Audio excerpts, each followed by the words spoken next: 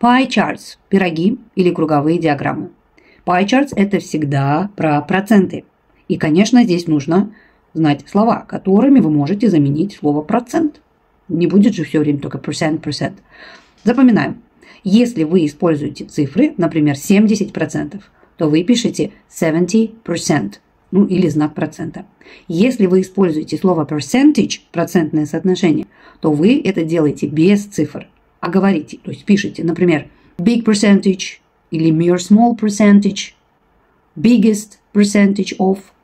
Другие слова, которыми можно заменить слово percent или percentage, это proportion, fraction, segment, majority, minority.